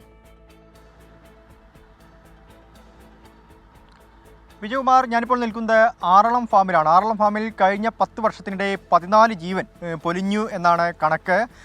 പക്ഷേ വനം വകുപ്പിൻ്റെ ഭാഗത്തുനിന്ന് ശാശ്വതമായൊരു പരിഹാരം ഇനിയും ഉണ്ടായിട്ടില്ല എന്ന് പറയുന്നുണ്ട്. എന്തായാലും ഇന്ന് രാവിലെ മുതൽ തന്നെ ഈ യോഗങ്ങൾ, അതായത് ജില്ലാ കളക്ടറേറ്റിൽ ആദ്യം യോഗം ചേർന്നു. അതിനുശേഷം മന്ത്രി AK ശശീന്ദ്രൻ്റെ നേതൃത്വത്തിൽ ഇവിടെ പഞ്ചായത്ത് ഓഫീസിൽ ഇന്ന് 3 മണിക്ക് യോഗം ചേരുമെന്ന് പറഞ്ഞിട്ടുണ്ട്. 12 മണിയോടുകൂടി ഇരുവരുടെയും മൃതദേഹം പരിയാരം മെഡിക്കൽ കോളേജിൽ പോസ്റ്റ്മോർട്ടം അവസാനിച്ചു. അതിനുശേഷം മൃതദേഹം ബന്ധുക്കൾക്ക് വിട്ടു നൽകി. അല്പസമയത്തിനകം തന്നെ ആറളം ഫാമിലെ അവരുടെ വീട്ടിലേക്ക് മൃതദേഹം എത്തിക്കും. അതിനുശേഷമായിരിക്കും സംസ്കാര ചടങ്ങുകൾ ഉൾപ്പെടെ നടക്കുക. മന്ത്രി ഈ സംസ്കാര ചടങ്ങിൽ പങ്കെടുക്കണം, മൃതദേഹം കാണണമെന്ന് ഇവിടെയുള്ള ആളുകൾ നിർബന്ധം പിടിക്കുന്നുണ്ട്. മന്ത്രി എത്താതെ ഈ മൃതദേഹം സംസ്കരിക്കില്ല എന്ന നിലപാടിലാണ് ഈ ആദിവാസി ജനത ഇവിടെയുള്ളത്. എന്തായാലും ശക്തമായ പ്രതിഷേധം ഈ പ്രദേശത്ത് ഉയർന്നു വരുന്നു എന്നതാണ് പ്രധാനപ്പെട്ട കാര്യം. പ്രത്യേകിച്ച് ഈ ആനമതിലൊക്കെ നിർമ്മാണം പാതി വഴിയിൽ നിലച്ച മട്ടാണ്. അതിലൊരു ശാശ്വതമായ പരിഹാരം ഉണ്ടാവുന്നില്ല എന്ന് പറയുന്നുണ്ട്. എന്തായാലും വൈകിട്ട് 3 മണിയോടുകൂടി ഈ സർവകക്ഷി യോഗം നിശ്ചയിച്ചിട്ടുണ്ട്. പക്ഷേ അതിൽ ആദിവാസി സംഘടനാ നേതാക്കളെ ആരെയും പങ്കെടുപ്പിക്കുന്നില്ല എന്ന ആരോപണമാണ് ഇപ്പോൾ ഉയർന്നു വരുന്നത്. ഇപ്പോൾ വിജയകുമാർ, നമുക്കൊപ്പം ആദിവാസി ദളിത് മുന്നേറ്റ സമിതിയുടെ സംസ്ഥാന പ്രസിഡന്റ് ശ്രീരാമൻ കൊയ്യോൻ ചേരുകയാണ്. നിങ്ങളെയൊന്നും ഈ സർവകക്ഷി യോഗത്തിൽ വിളിച്ചിട്ടില്ല? സാധാരണഗതിയിൽ ഇവിടുത്തെ ആദിവാസികളുടെ അവകാശ പ്രക്ഷോഭം തൊട്ട് 2001 മുതൽ വളരെ സജീവമായി രംഗത്തുള്ള ആളുകളാണ് ഞങ്ങളൊക്കെ. അപ്പോൾ ഒരു തലത്തിലും സർക്കാർ നടക്കുന്ന യോഗങ്ങളിൽ, കാരണം ആദിവാസികളുടെ വികാരം ഇവിടുത്തെ രാഷ്ട്രീയ പാർട്ടി പ്രതിനിധികളല്ല, അവർ ഭരിക്കുന്നു, പ്രതിപക്ഷത്തിരിക്കുന്നു, അവർ തമ്മിലുള്ള ഒരുതരം അലയൻസാണ് പലപ്പോഴും നടക്കാറുള്ളത്. അപ്പം യഥാർത്ഥത്തിൽ ആദിവാസികളുടെ വികാരങ്ങളൊന്നും ഇത്തരം യോഗങ്ങൾ ചർച്ച ചെയ്യുന്നില്ല എന്നുള്ളത് കൊണ്ട് തന്നെ അവർക്ക് മരണം ഒരു ആഘോഷമായിട്ട് അവസാനിക്കുന്നു. വീണ്ടും അടുത്ത മരണം വരുമ്പോൾ ഒരു ഷോ കാണിക്കുന്നതിൻ്റെ അപ്പുറത്തേക്ക് ഇതിനൊരു ശാശ്വത പരിഹാരം കാണുന്നില്ല. സർക്കാരിനെ സംബന്ധിച്ച് കഴിഞ്ഞ 2006 തുടങ്ങിയ പുനരധിവാസം 2024 എത്തി നിൽക്കുമ്പോൾ 18 വർഷം പൂർത്തിയായി. ഈ പൂർത്തിയാകുമ്പോഴും 10-14 പരം ആദിവാസികളുടെ ജീവൻ പൊലിഞ്ഞു. ഞങ്ങൾ നിരന്തരമായ ആവശ്യമായിരുന്നു ഇവിടെ ഒരു ആനമതിൽ നിർമ്മാണം എന്നുള്ളത്. അത് കഴിഞ്ഞ 1.5 വർഷം മുമ്പ് ആരംഭിച്ചുവെങ്കിൽ അതിൻ്റെ കാൽഭാഗം പോലും നടപടി പൂർത്തിയായിട്ടില്ല. അതിപ്പോൾ ഏതാണ്ട് നിലച്ചമട്ടാണ്. സർക്കാർ ഇപ്പോൾ പറയുന്നത് ആ കോൺട്രാക്ടർ റദ്ദ് ചെയ്തുകൊണ്ട് ഊരാലെങ്കിൽ പോലുള്ള സൊസൈറ്റികളെ ആറ്റം പണി ഏൽപ്പിക്കാമെന്നുള്ളതാണ്. കഴിഞ്ഞ 2016 കാലഘട്ടത്തിൽ ഊരാലെങ്കിൽ സൊസൈറ്റിക്ക് 20 കോടി രൂപ മാറ്റിവെച്ച് ഇന്നത്തെ യോഗത്തിന് നിങ്ങളെ വിളിച്ചിട്ടില്ല അല്ലേ? വിളിച്ചില്ല. ഇത്തരം കാര്യങ്ങൾ, അതായത് നമ്മൾ അനുഭവിക്കുന്ന പ്രശ്നങ്ങൾ ചർച്ച ചെയ്യാൻ വേണ്ടി ഇത്തരം യോഗങ്ങളിൽ ഞങ്ങൾക്ക് അവസരം കിട്ടുക എന്നുള്ളതാണ്. പക്ഷേ പലപ്പോഴും ഞങ്ങൾ ഈ യോഗങ്ങൾ വിളിക്കാറില്ല. ഇത് തന്നെയാണ് വിജയകുമാർ, ഇത് തന്നെയാണ് ഈ ആദിവാസി സംഘടനാ നേതാക്കളെ അല്ലെങ്കിൽ അവരുടെ പ്രതിനിധികളെ ആരെയും ഈ ഇത്തരത്തിലുള്ള സർവകക്ഷി യോഗങ്ങളിൽ വിളിക്കുന്നില്ല എന്നതാണ്. രാഷ്ട്രീയ പാർട്ടി പ്രതിനിധികൾ മാത്രമാണ് പങ്കെടുക്കുന്നത്. അവർക്കെങ്ങനെയാണ് തങ്ങളുടെ വിഷയം അഡ്രസ് ചെയ്യാൻ കഴിയുക, ഈ യോഗത്തിൽ പറയാൻ കഴിയുക? ഏതായാലും വളരെ പ്രധാനപ്പെട്ടത് തന്നെയാണ്. അങ്ങനെ ഒരു സർവകക്ഷി യോഗമൊക്കെ ചേർന്നിട്ട് എന്ത് കാര്യം? അവരുടെ പ്രശ്നങ്ങൾ അവിടെ അവതരിപ്പിക്കാൻ അവരുടെ പ്രതിനിധികൾ കൂടി ഉണ്ടാവേണ്ടതല്ലേ എന്ന സംഘടനാ നേതാക്കളുടെ ചോദ്യം വളരെ പ്രസക്തമാണ്. അപ്പോൾ 3 മണിക്ക് സർവകക്ഷി യോഗം നടക്കും. അതിൽ പ്രധാനപ്പെട്ടത് മന്ത്രി അവിടെ ചെന്ന് ഈ ഇരകളെ, അവരുടെ ബന്ധുക്കളെ, കുടുംബാംഗങ്ങളെ, നാട്ടുകാരെ കാണാൻ തയ്യാറാകുമോ എന്ന ചോദ്യം വനമന്ത്രിയോട് അവർ ചോദിക്കുന്നുണ്ട്. വനമന്ത്രി അതിന് എന്തായാലും മറുപടി പറഞ്ഞിട്ടില്ല. അരുൺ പാറയ്ക്കലാണ് വിവരങ്ങൾ നൽകിയത്. കരുവന്നൂർ സഹകരണ ബാങ്ക് തട്ടിപ്പിൽ EDയുടെ ഒരു നിർണായക നീക്കത്തിന്റെ വിവരങ്ങളാണ് ഇപ്പോൾ വരുന്നത്. തട്ടിപ്പിന് ഇരയായവർക്ക് കണ്ടുകെട്ടിയ പണം തിരികെ നൽകും എന്ന് വാർത്താ സമ്മേളനം നടത്തി ED ഉദ്യോഗസ്ഥർ വ്യക്തമാക്കി. കണ്ടല സഹകരണ ബാങ്കിലും പോപ്പുലർ ഫിനാൻസ് കേസിലും സമാന നടപടികൾ ഉണ്ടാകുമെന്ന് EDയുടെ ഡെപ്യൂട്ടി ഡയറക്ടർ സീമ S പറഞ്ഞു. നമുക്കെല്ലാവർക്കും അറിയാം, സാമ്പത്തിക കുറ്റകൃത്യങ്ങൾക്കെതിരെ വളരെ കടുത്ത നിലപാടെടുക്കുന്ന ഒരു ഓർഗനൈസേഷനാണ് ED. അതോടൊപ്പം തന്നെ അതിൻ്റെ ബെനിഫിറ്റ് സാധാരണക്കാരിലേക്ക് എത്തിക്കണമെന്നാണ് കേന്ദ്ര സർക്കാരിൻ്റെ നിലപാട്. അതിനുവേണ്ടി നമ്മൾ ED ഇൻവെസ്റ്റിഗേഷൻ്റെ സമയത്ത് കണ്ടുകെട്ടുന്ന സ്വത്തുക്കൾ അതിൻ്റെ സാമ്പത്തിക കുറ്റകൃത്യങ്ങൾക്ക് ഇരയായവരിലേക്ക് എത്തിക്കാനുള്ള റെസ്റ്റിറ്റ്യൂഷൻ പ്രൊസീജിയേഴ്സിന് ഇപ്പോൾ കേന്ദ്ര സർക്കാരും EDയും വളരെയധികം പ്രാധാന്യം നൽകുന്നുണ്ട്. അമൽ സുരേന്ദ്രൻ വിവരങ്ങൾ നൽകും. അമൽ, ഇത് വളരെ അപൂർവമായി ഒരു അന്വേഷണ ഏജൻസി എന്ന നിലയിൽ ED ഒരു വാർത്താ സമ്മേളനം നടത്തുന്നു നമ്മൾ അങ്ങനെ കണ്ടിട്ടില്ല. അത്തരമൊരു വാർത്താ സമ്മേളനം നടത്തുന്നു. ഈ കണ്ടുകെട്ടിയ പണം PMLA കോടതി വഴി ഇരകൾക്ക്, പണം നഷ്ടമായവർക്ക് തിരികെ നൽകാൻ ഉള്ള പ്രഖ്യാപനം നടത്തുന്നു. അപ്പോൾ നേരത്തെ തെരഞ്ഞെടുപ്പ് പ്രചാരണ സമയത്ത് പ്രധാനമന്ത്രി പറഞ്ഞത് ഈ പണം ഇരകൾക്ക് തിരികെ നൽകാൻ പോവുകയാണ് എന്ന് പറഞ്ഞിരുന്നു. അപ്പോൾ അതിൻ്റെ തുടർച്ചയായി നടക്കുന്ന നീക്കങ്ങളാണോ ഇത്? ഇതിൻ്റെ വിശദാംശങ്ങൾ ഈ വാർത്താ സമ്മേളനത്തിൽ ED ഉദ്യോഗസ്ഥർ വിശദീകരിച്ചിട്ടുണ്ടോ അമൽ?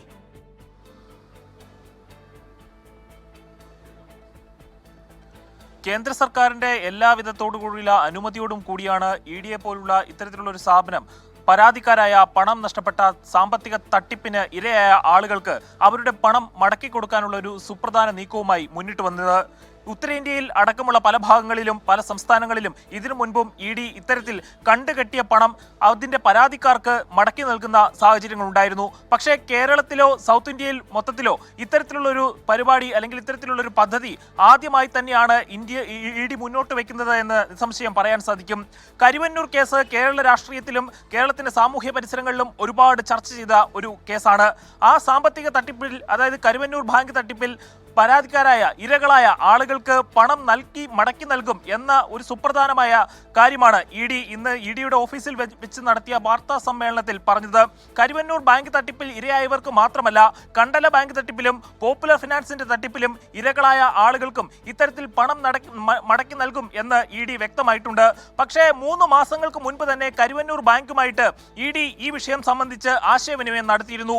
3 മാസങ്ങൾക്കിപ്പുറവും ബാങ്കിന്റെ ഭാഗത്തുനിന്ന് യാതൊരു തരത്തിലുള്ള ഒരു സ്ഥിരീകരണവും ഇക്കാര്യത്തിൽ ഉണ്ടായിട്ടില്ല എന്നാണ് ED ഉദ്യോഗസ്ഥർ നമ്മളോട് പറഞ്ഞിട്ടുള്ളത്. അതുകൊണ്ട് തന്നെ എന്തുകൊണ്ടാണ് കരുവന്നൂർ ബാങ്ക് ഇത്തരത്തിലുള്ള ഒരു കാര്യത്തിൽ EDയുമായി സഹകരിക്കാത്തത് എന്ന് സംശയാസ്പദമാണ്. മറ്റൊരു പ്രധാനപ്പെട്ട കാര്യം, ഈ കേസിൽ കരുവന്നൂർ ബാങ്കിനെയാണ് ED ഇരയായി കാണുന്നത്. അതായത് ഇരയ്ക്ക് ഈ ബാങ്ക് ഇരയായി വരുമ്പോൾ ബാങ്കിനായിരിക്കും പണം കൊടുക്കുക, ബാങ്കിൽ നിന്ന് പിന്നീട് നിക്ഷേപകർക്ക് വാങ്ങാം എന്നൊരു നയമാണ് ED സ്വീകരിച്ചിട്ടുള്ളത്. അതുപോലെ തന്നെ കൊടകര കുഴൽപ്പണ കേസിലും ED സുപ്രധാനമായ നീക്കങ്ങൾ നടത്തുന്നു എന്നാണ് നമുക്ക് ഈ അവസരത്തിൽ പറയാനുള്ളത്. വിജയകുമാർ. യെസ്, അമൽ സുരേന്ദ്രനാണ് വിവരങ്ങൾ നൽകിയത്. ED ഒരു വാർത്താ സമ്മേളനം നടത്തി ഇക്കാര്യങ്ങൾ വിശദീകരിക്കുകയാണ്. കരുവന്നൂരിലെ പണം നഷ്ടമായവർക്ക് ബാങ്ക് വഴി തന്നെ പണം നൽകും, കോടതിയുടെ മേൽനോട്ടം ഉണ്ടാകും, അതിനുള്ള നടപടികളിലേക്ക് പോവുകയാണ്. സമാന കേസുകൾ, കണ്ടല കേസിൽ, അതുപോലെ മറ്റു തട്ടിപ്പ്, സാമ്പത്തിക തട്ടിപ്പ് ED അന്വേഷിക്കുന്ന കേസുകളിലൊക്കെ ഈ നടപടി ഉണ്ടാകും എന്നാണ് ഉന്നത ഉദ്യോഗസ്ഥർ അറിയിച്ചത്. വാർത്താമഴയിലേക്ക് വീണ്ടും സ്വാഗതം. മുണ്ടക്കൈ ഉരുൾപൊട്ടൽ ദുരന്ത ബാധിതരോടുള്ള കേന്ദ്ര അവഗണനയ്ക്കെതിരെ LDFന് രാപ്പകൽ സമരം ഡൽഹിയിൽ. ജന്തർ മന്ദിറിലെ സമരത്തിൽ ഉരുൾപൊട്ടൽ ദുരന്ത ബാധിതർ ഉൾപ്പെടെ പങ്കെടുക്കുന്നുണ്ട്. സമരത്തിൽ വയനാട് MP പ്രിയങ്ക ഗാന്ധി പങ്കെടുക്കണമായിരുന്നു എന്ന് CPI നേതാവ് ആനി രാജ പറഞ്ഞു. വയനാടിനോടുള്ള കേന്ദ്ര അവഗണന ചൂണ്ടിക്കാട്ടി നരേന്ദ്രമോദി സർക്കാരിനെതിരെ ഡൽഹിയിൽ പ്രത്യക്ഷ പ്രതിഷേധത്തിനാണ് LDF തുടക്കം കുറിച്ചത്. ദുരന്തബാധിതർ ഉൾപ്പെടെ വയനാട്ടിൽ നിന്നുള്ള 165 പേരാണ് പ്രധാനമന്ത്രിയുടെ വസതിക്ക് മുന്നിൽ പ്രഖ്യാപിച്ച രാപ്പകൽ സമരത്തിനായി എത്തിയത്. ഞങ്ങളുടെ ആവശ്യം കേരളം ഇന്ത്യയുടെ ഭാഗം തന്നെയാണ്. ഇന്ത്യയിലെ മറ്റെല്ലാ പൗരന്മാർക്കും കൊടുക്കുന്ന പോലെയുള്ള സാമൂഹ്യ നീതി മുണ്ടക്കൈ ദുരന്തത്തിൽ ഉൾപ്പെട്ട മനുഷ്യർക്കും കിട്ടണം. മനുഷ്യത്വമില്ലായ്മയാണ് കേന്ദ്ര ഗവൺമെന്റ് പെരുമാറിക്കൊണ്ടിരിക്കുന്നത്.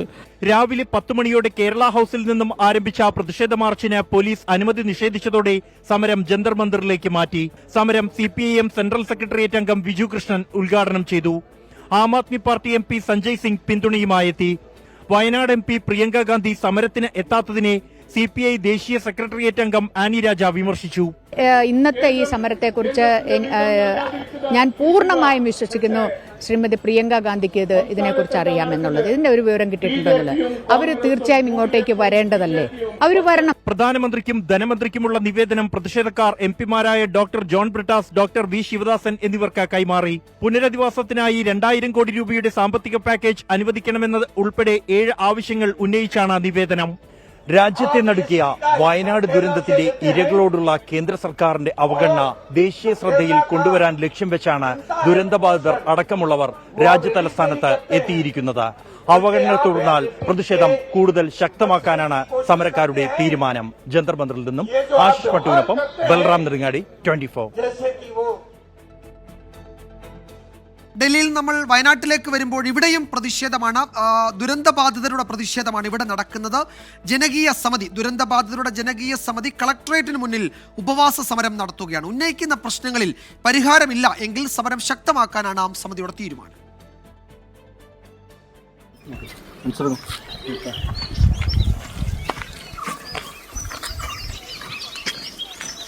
പുത്തുമലയിലെ ശ്മശാനത്തിൽ പുഷ്പാർച്ചനയ്ക്ക് ശേഷമായിരുന്നു ദുരന്തബാധിതർ കളക്ടറേറ്റിന് മുന്നിൽ എത്തിയത്.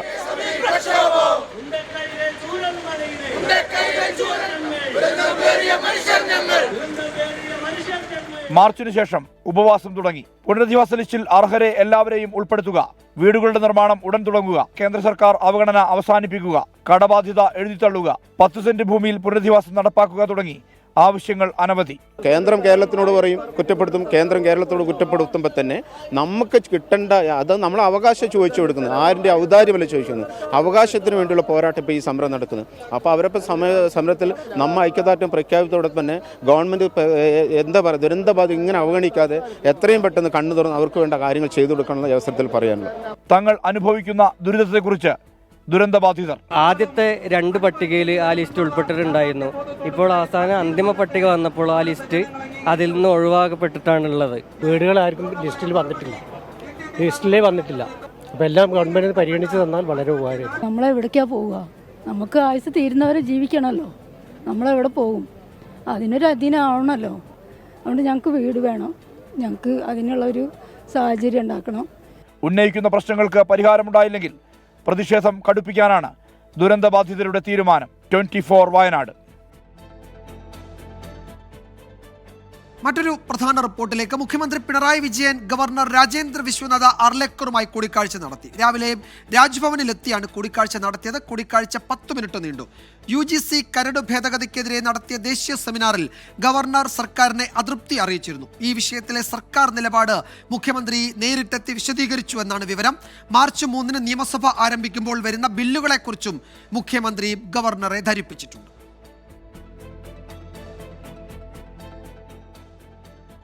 കൊച്ചിയിൽ യുവനടിയെ ആക്രമിച്ച കേസിലെ പ്രതി പൾസർ സുനിയുടെ ജാമ്യം റദ്ദാക്കാൻ പ്രോസിക്യൂഷൻ അപേക്ഷ നൽകും. കുറുപ്പംപടിയിൽ ഹോട്ടലിൽ അതിക്രമം കാട്ടിയതിന് പൾസർ സുനിയെ പോലീസ് അറസ്റ്റ് ചെയ്തതിന് പിന്നാലെയാണ് ഈ നീക്കം. സുനിയുടേത് ജാമ്യ വ്യവസ്ഥയുടെ ലംഘനമാണ് എന്ന് പ്രോസിക്യൂഷൻ ചൂണ്ടിക്കാട്ടുന്നു. 7 വർഷത്തിന് ശേഷം കർശന ജാമ്യ വ്യവസ്ഥയോടെയാണ് നടിയെ ആക്രമിച്ച കേസിലെ 1-ാം പ്രതി പൾസർ സുനിക്ക് സുപ്രീം കോടതി ജാമ്യം അനുവദിച്ചത്. ക്രിമിനൽ കുറ്റകൃത്യങ്ങളിൽ ഏർപ്പെടരുതെന്നതായിരുന്നു പ്രധാന ജാമ്യ വ്യവസ്ഥ. എന്നാൽ വീണ്ടും കേസിലകപ്പെട്ടതോടെ സുനിക്ക് കുരുക്കുമുറുകും. ഇയാൾ സ്ഥിരം കുറ്റവാളിയാണെന്ന് റിപ്പോർട്ട് കുറുപ്പംപടി പോലീസ് ക്രൈംബ്രാഞ്ചിന് കൈമാറിയിട്ടുണ്ട്. റിപ്പോർട്ടിന്റെ അടിസ്ഥാനത്തിലാണ് സുനിയുടെ ജാമ്യം റദ്ദു ചെയ്യണമെന്നാവശ്യപ്പെട്ട് പ്രോസിക്യൂഷൻ എറണാകുളം കോടതിയിൽ അപേക്ഷ നൽകുക. ഇന്നലെ രാത്രി 8:30-യോടെയാണ് കുറുപ്പംപടിയിലുള്ള ഡേവിഡ് സ്ലാഡർ എന്ന ഹോട്ടലിലെ ജീവനക്കാരെ പൾസർ സുനി ഭീഷണിപ്പെടുത്തിയത്. ഭക്ഷണം നൽകാൻ വൈകിയതാണ് പ്രകോപനത്തിന് കാരണം. പിന്നാലെ പൾസറിനെ കുറുപ്പംപടി പോലീസ് അറസ്റ്റ് ചെയ്തിരുന്നു. ഈ കേസിൽ ജാമ്യം ലഭിക്കാവുന്ന വകുപ്പുകളാണ് ചുമത്തിയിട്ടുള്ളത്. വിഷ്ണു സുരേഷ്, 24, കൊച്ചി. കായംകുളം MLA യു പ്രതിഭയുടെ മകനെതിരായ കഞ്ചാവ് കേസിൽ ഉദ്യോഗസ്ഥർക്കെതിരെ നടപടിക്ക് സാധ്യത. Kuttanad excise CI Jayaraj, range inspector Anilkumar എന്നിവരോട് തിരുവനന്തപുരത്തെ എക്സൈസ് ആസ്ഥാനത്ത് ഹാജരാകാൻ കമ്മീഷണർ നിർദ്ദേശം നൽകി. മകനെതിരായ കഞ്ചാവ് കേസിൽ യു പ്രതിഭ മുഖ്യമന്ത്രിക്ക് നേരത്തെ പരാതി നൽകിയിരുന്നു. കഞ്ചാവ് ഉപയോഗിച്ചതിനും കൈവശം വെച്ചതിനും യു പ്രതിഭ MLAയുടെ മകൻ ഉൾപ്പെടെ 9 പേർക്കെതിരെ എക്സൈസ് കേസെടുത്തത് കഴിഞ്ഞ നവംബറിലാണ്. എന്നാൽ മകനെതിരെ ചുമത്തിയത് കള്ളക്കേസാണെന്ന വാദത്തിൽ ഉറച്ചു നിൽക്കുകയാണ് പ്രതിഭ. മകന്റെ കയ്യിൽ നിന്ന് കഞ്ചാവ് പിടികൂടിയിട്ടില്ലെന്നും മെഡിക്കൽ പരിശോധന നടത്തിയിട്ടില്ലെന്നും മുഖ്യമന്ത്രിക്ക് നൽകിയ പരാതിയിൽ യു പ്രതിഭ ആരോപിക്കുന്നു. എക്സൈസ് വകുപ്പ് ഉദ്യോഗസ്ഥരും മാധ്യമപ്രവർത്തകരും ചേർന്ന് ഗൂഢാലോചന നടത്തിയെന്നും കത്തിൽ ആരോപണമുണ്ട്. സംഭവത്തിൽ ഉദ്യോഗസ്ഥരുടെ മൊഴി എക്സൈസ് കമ്മീഷണർ തന്നെ നേരിട്ട് രേഖപ്പെടുത്തുമെന്നാണ് വിവരം. നേരത്തെ യു പ്രതിഭയുടെ മകനെതിരെ എക്സൈസ് കേസെടുത്തതിന് പിന്നാലെ ആലപ്പുഴ എക്സൈസ് ഡെപ്യൂട്ടി കമ്മീഷണറെ സ്ഥലം മാറ്റിയിരുന്നു. ആലപ്പുഴയിൽ ചുമതലയേറ്റ് 3-ാം മാസമാണ് കൊല്ലം ജില്ലക്കാരനായ കമ്മീഷണറെ മലപ്പുറത്തേക്ക് സ്ഥലം മാറ്റിയത്. കൂടുതൽ ഉദ്യോഗസ്ഥർക്കും നടപടി ഉണ്ടാകുമെന്നാണ് സൂചന. അതേസമയം പ്രതിഭയുടെ മകന്റെ പക്കൽ നിന്നും കൂടുതൽ അളവിൽ കഞ്ചാവ് പിടികൂടിയെന്നും FIRൽ അത് കുറച്ചു മാത്രമാണ് രേഖപ്പെടുത്തിയതെന്നുമാണ് യൂത്ത് കോൺഗ്രസ് അടക്കമുള്ള പ്രതിപക്ഷ സംഘടനകൾ ആരോപിക്കുന്നത്. 24 ആലപ്പുഴ. മറ്റൊരു റിപ്പോർട്ടിലേക്ക്. തെലങ്കാനയിലെ നാഗർ കുർണൂൾ ടണൽ അപകടത്തിൽ രക്ഷാപ്രവർത്തനം പുരോഗമിക്കുകയാണ്. കുടുങ്ങിക്കിടക്കുന്നവർക്ക് തൊട്ടരികെ ദൗത്യസംഘം എത്തിയിട്ടുണ്ട്. എങ്കിലും ദൗത്യം ദുഷ്കരമാണ് എന്ന് തെലങ്കാന മന്ത്രി ജൂപ്പള്ളി കൃഷ്ണറാവു പറഞ്ഞു. ഏറ്റവും പുതിയ വിവരങ്ങൾ അരുൺ പൂപ്പറമ്പ് നൽകും. അരുൺ, ഇന്ന് രാവിലെ നമ്മൾ റിപ്പോർട്ട് ചെയ്യുമ്പോഴും ദൗത്യസംഘം രക്ഷാകരം നീട്ടാൻ തൊട്ടരികെ എത്തിയിട്ടുണ്ട്, അതിൽ കുടുങ്ങിക്കിടക്കുന്നവരുടെ അരികെ എത്തി എന്നായിരുന്നു. അത് എത്രത്തോളം പുരോഗമിച്ചിട്ടുണ്ട്? അവിടെ നിന്ന് നല്ല വാർത്ത നമുക്ക് എപ്പോൾ പ്രതീക്ഷിക്കാം? വിജയകുമാർ, ഈ അപകടം നടന്നിപ്പോൾ 2 ദിവസം പിന്നിട്ട് കഴിഞ്ഞു. ഇതിൽ ഏറ്റവും പ്രധാനപ്പെട്ട ഒരു കാര്യം, ഈ അപകടത്തിൽപ്പെട്ട 8 പേർ ഇവരെ ഇതുവരെ കണ്ടെത്താൻ സാധിച്ചിട്ടില്ല എന്നുള്ളതാണ്. ഇതിൽ ഒരു വളരെ ദൗർഭാഗ്യകരമായിട്ടുള്ള ഒരു കാര്യമെന്നുള്ളത്, അവരെ വിസിബിൾ ചെയ്യാൻ അല്ലെങ്കിൽ അവരോട് എന്തെങ്കിലും ഒരു കമ്മ്യൂണിക്കേഷൻ ഇതുവരെ ദൗത്യസംഘത്തിന് സാധ്യമായിട്ടില്ല. ഇപ്പോൾ ഒടുവിലായി നാഗർ കർണൂൽ ജില്ലാ കളക്ടർ അറിയിക്കുന്നത് ഇപ്പോൾ ദൗത്യസംഘം ഈ അപകടം നടന്ന സ്ഥലത്ത് നിന്നും 40 മീറ്റർ അടുത്തെത്തിയിട്ടുണ്ട്. അല്പം കൂടി മുന്നോട്ട് പോകേണ്ടതുണ്ട്. പക്ഷേ നേരത്തെ സൂചിപ്പിച്ചതുപോലെ വളരെ ദുഷ്കരമാണ് ഈ ദൗത്യം. അതായത് ഇതിൻ്റെ വലിയ രീതിയിലുള്ള കല്ലുകളും ചളികളുമുണ്ട്. ഈ വലിയ ബോറിംഗ് മെഷീൻ ഉപയോഗിച്ചുകൊണ്ടായിരുന്നു ഈ തുരങ്കം ഇത് തുരന്നുള്ള നിർമ്മാണ പ്രവർത്തികൾ നടന്നത്. ആ ബോറിംഗ് മെഷീൻ പൂർണ്ണമായും തന്നെ തകർന്നതിൻ്റെ അവശിഷ്ടങ്ങളുണ്ട്. അപ്പോൾ ഇതൊക്കെ നീക്കം ചെയ്ത് വേണം ഈ കൃത്യമായിട്ടുള്ള ഈ അപകടം നടന്ന സ്പോട്ടിലേക്ക് എത്താൻ. അത് ഇതുവരെ സാധിച്ചിട്ടില്ല. ഇപ്പോൾ പക്ഷേ തൊട്ടടുത്ത് തന്നെ എത്തിയിട്ടുണ്ട്. അപ്പോഴും അവിടെ സന്ദർശിക്കുന്ന തെലങ്കാനയിലെ മന്ത്രിമാരും ജില്ലാ കളക്ടറൊക്കെ പറയുന്നത് അവിടെ എത്തി ഇവരെ കൃത്യമായി കമ്മ്യൂണിക്കേറ്റ് ചെയ്യാൻ കഴിയുന്നില്ല. അതിൽ ലൗഡ് സ്പീക്കർ ഉപയോഗിച്ച് ഇവരുടെ പേരുകളൊക്കെ വിളിക്കുന്നുണ്ട്. പക്ഷേ അതിലെന്തെങ്കിലും ഒരു മറുപടി റിയാക്ഷൻ ലഭിക്കുന്നില്ല. അതുകൊണ്ട് തന്നെ ഇവരെ എത്രത്തോളം അതിജീവനം സാധ്യമാകുമെന്ന കാര്യത്തിലൊക്കെ സംശയം പ്രകടിപ്പിക്കുന്നുണ്ട്. പക്ഷേ വളരെ പ്രതീക്ഷയോടെ തന്നെയാണ് ദൗത്യം മുന്നോട്ട് പോകുന്നത്. എയറോസ്കോപ്പിക് റോബോട്ടിക് ക്യാമറകളൊക്കെ ഉപയോഗിച്ച് ആ രീതിയിലുള്ള തെരച്ചിൽ നടത്തുന്നുണ്ട്. NDRFന്റെ ഈ ദൗത്യസംഘത്തിൻ്റെ ഭാഗമായിട്ടുള്ള ഡോഗ് സ്ക്വാഡ് എത്തി ഈ മണ്ണിനടിയിലുള്ള അത്തരം സാന്നിധ്യങ്ങൾ പരിശോധിക്കുന്ന അത്തരം കാര്യങ്ങൾ നടക്കുന്നുണ്ട്. ഉത്തരാഖണ്ഡിൽ ഈ ദുരന്തമുഖത്ത് ഉപയോഗിച്ചിരുന്ന റാറ്റ് മൈനേഴ്സ്, അത് നമുക്കറിയാം, ഈ ഖനി ഇടങ്ങളിലൊക്കെ ഇത്തരം മേഖലകളിലൊക്കെ പരിശോധന നടത്താൻ പറ്റുന്ന റാറ്റ് മൈനേഴ്സിൻ്റെ സഹായം സൈന്യത്തിനൊപ്പം തന്നെയുണ്ട്. അങ്ങനെ എല്ലാ സാധ്യതകളും ഉപയോഗിച്ചുകൊണ്ടുള്ള ഒരു ദൗത്യം തന്നെയാണ് മുന്നോട്ട് പോകുന്നത്. അപ്പോഴും നിലവിൽ ഈ 50 മണിക്കൂർ പിന്നിടുന്ന ഘട്ടത്തിലും ഈ 8 പേരിൽ അവരെ കൃത്യമായി കണ്ടെത്താനോ അവരോട് കമ്മ്യൂണിക്കേറ്റ് ചെയ്യാനോ അത് തന്നെയാണ് പ്രധാനപ്പെട്ടത്. 50 മണിക്കൂർ കഴിയുന്നു, അവരുമായി കമ്മ്യൂണിക്കേഷന് ആശയവിനിമയത്തിന് ഇപ്പോഴും സാധിക്കുന്നില്ല എന്നതൊരു ആശങ്കയായി തുടരുന്നുണ്ട്. 40 മീറ്റർ അകലെ എത്തിയിട്ടുണ്ട് രക്ഷാപ്രവർത്തകർ. അപ്പോൾ ഇന്ന് വൈകുന്നേരത്തോടു കൂടി അവരുടെ അടുത്തേക്ക് എത്താൻ കഴിയും എന്നാണ് പ്രതീക്ഷിക്കുന്നത്. പക്ഷേ അവരുടെ പേരൊക്കെ വിളിച്ച് പ്രതികരണം തേടുമ്പോൾ നിശബ്ദതയാണ് അവിടെ നിന്ന് കിട്ടുന്നത്. അപ്പോൾ എന്താണ് അവർക്ക് സംഭവിച്ചത് എന്ന് അറിയില്ല. നമുക്ക് കാത്തിരിക്കാം. മറ്റൊരു റിപ്പോർട്ടിലേക്ക്. സംസ്ഥാനത്ത് 28 തദ്ദേശ വാർഡുകളിൽ ഉപതെരഞ്ഞെടുപ്പിനുള്ള വോട്ടെടുപ്പ് പുരോഗമിക്കുകയാണ്. നാളെ രാവിലെ 10 മണിക്ക് വോട്ടെണ്ണൽ നടക്കും. തദ്ദേശ തെരഞ്ഞെടുപ്പിന് മാസങ്ങൾ മാത്രം ബാക്കി നിൽക്കെയുള്ള ഈ തെരഞ്ഞെടുപ്പ് മുന്നണികൾക്ക് നിർണായകമാണ്. കൊല്ലം ജില്ലയിൽ 6ഉം തിരുവനന്തപുരം, എറണാകുളം ജില്ലകളിൽ 4 വീതവും വാർഡുകളിലാണ് ഉപതെരഞ്ഞെടുപ്പ്. പത്തനംതിട്ടയിൽ 3ഉം ആലപ്പുഴയിൽ 2ഇടത്തും വോട്ടെടുപ്പ് പുരോഗമിക്കുന്നു. കോട്ടയം, ഇടുക്കി, തൃശൂർ, പാലക്കാട്, കോഴിക്കോട്, കണ്ണൂർ, കാസർഗോഡ് എന്നീ ജില്ലകളിൽ ഓരോ ഇടത്തുമാണ് വോട്ടെടുപ്പ്. വാർഡുകളിൽ 16 LDFന്റെയും 10 UDFന്റെയും സിറ്റിംഗ് സീറ്റുകളാണ്. വയനാട് ഒഴികെയുള്ള ജില്ലകളിലെ 30 വാർഡിലാണ് വിജ്ഞാപനം വന്നത്.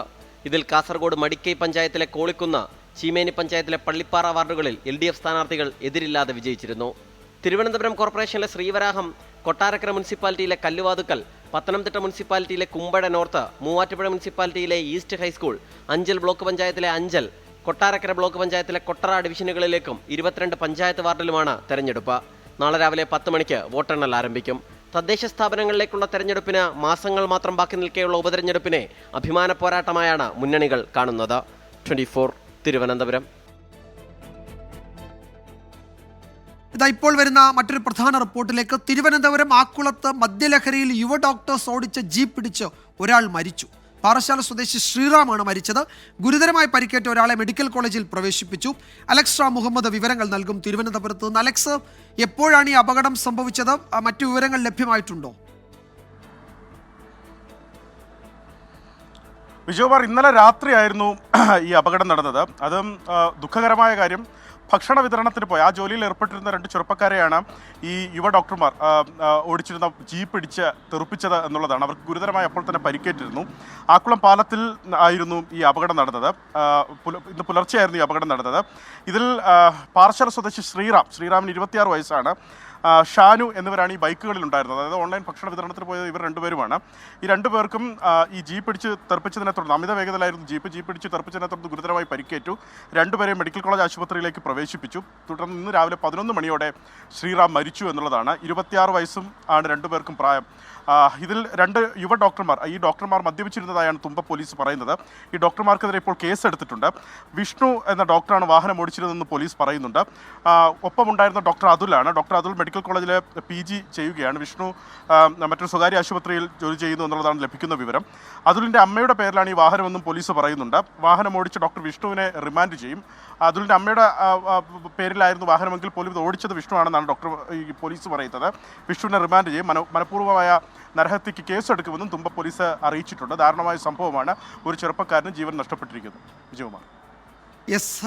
രാത്രി വൈകിയും ഈ ജീവിക്കാൻ വേണ്ടി രാത്രി വൈകിയും ഈ ഭക്ഷണ വിതരണമൊക്കെ നടത്തുന്ന ചെറുപ്പക്കാരാണ്. അതിലൊരാളാണ് മരിച്ചത്. പാറശാല സ്വദേശി ശ്രീറാം. ഗുരുതരമായി പരിക്കേറ്റ ഒരാളെ മെഡിക്കൽ കോളേജിൽ പ്രവേശിപ്പിച്ചിട്ടുണ്ട്. ഈ യുവ ഡോക്ടേഴ്സ് മദ്യപിച്ചിരുന്നു എന്ന് കണ്ടെത്തിയിട്ടുണ്ട്. നിയമ നടപടികളിലേക്കൊക്കെ കടക്കും എന്ന് കരുതാം. അലക്സ് മുഹമ്മദാണ് വിവരങ്ങൾ നൽകിയത്. വാർത്താമഴയിലേക്ക് വീണ്ടും സ്വാഗതം. മോദി സർക്കാരിനെ ഫാസിസ്റ്റ് ഭരണകൂടമെന്ന് വിളിക്കാനാകില്ല എന്ന CPM രേഖയുടെ പേരിൽ ചൂടുപിടിച്ച രാഷ്ട്രീയ ചർച്ച. BJP ഗവൺമെന്റ് ഫാസിസ്റ്റ് ഗവൺമെന്റ് ആണ് എന്ന് പറഞ്ഞിട്ടില്ലെന്നും സർക്കാരിന് ഫാസിസ്റ്റ് പ്രവണതകളാണ് എന്നും CPM കേന്ദ്ര കമ്മിറ്റി അംഗം AK ബാലൻ വിശദീകരിച്ചു. മോദി സർക്കാർ ഫാസിസ്റ്റ് സർക്കാർ അല്ല എന്ന CPMന്റെ രേഖ ഞെട്ടലുണ്ടാക്കുന്നതാണ് എന്നായിരുന്നു പ്രതിപക്ഷ നേതാവ് VD സതീശന്റെ പ്രതികരണം. ഞങ്ങൾ ഒരിക്കലും BJP ഗവൺമെൻറ് ഒരു ഫാസിസ്റ്റ് ഗവൺമെൻറ്റാണ് എന്ന് വിലയിരുത്തിയിട്ടേയില്ല. വളർന്നു വരുന്ന ഫാസിസ്റ്റ് സ്വഭാവമുള്ള പ്രവണതകൾ, ഇതാണ് ഞങ്ങളുടെ 22ാം പാർട്ടി കോൺഗ്രസിൽ പറഞ്ഞത്. മോദി സർക്കാർ ഫാസിസ്റ്റ് സർക്കാരല്ല എന്ന CPMന്റെ പുതിയ രേഖ ഞങ്ങൾക്കൊരു ഞെട്ടലും ഉണ്ടാക്കുന്നില്ല. കാരണം കാലങ്ങളായിട്ടുള്ള രഹസ്യബന്ധമാണ് ഇപ്പം അതിലൂടെ പുറത്തായിരിക്കുന്നത്. ഇടുക്കി മറയൂർ ഉദുമൽപേട്ട റോഡിൽ ബൈക്ക് യാത്രക്കാർക്കിടയിലേക്ക് പാഞ്ഞു കയറി കാട്ടാന. ഇതേ റോഡിൽ ഇറങ്ങിയ വിരിഞ്ഞ കൊമ്പൻ കാട്ടാന വാഹനങ്ങൾ തടയുകയും ചെയ്തു. കോഴിക്കോട് മുക്കത്തും പാലക്കാട് അഗളിയിലും പുലി വളർത്തുമൃഗങ്ങളെ ആക്രമിച്ചുവെന്ന് നാട്ടുകാർ പറഞ്ഞു.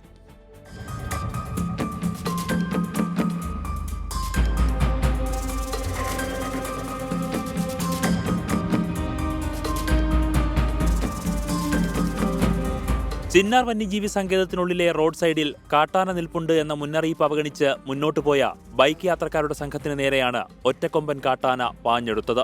തലനാരിഴയ്ക്ക് യുവാക്കൾ രക്ഷപ്പെട്ടു. അല്പനേരം റോഡിൽ നിന്ന കാട്ടാന പിന്നീട് സ്വമേധയാ പിൻവാങ്ങി.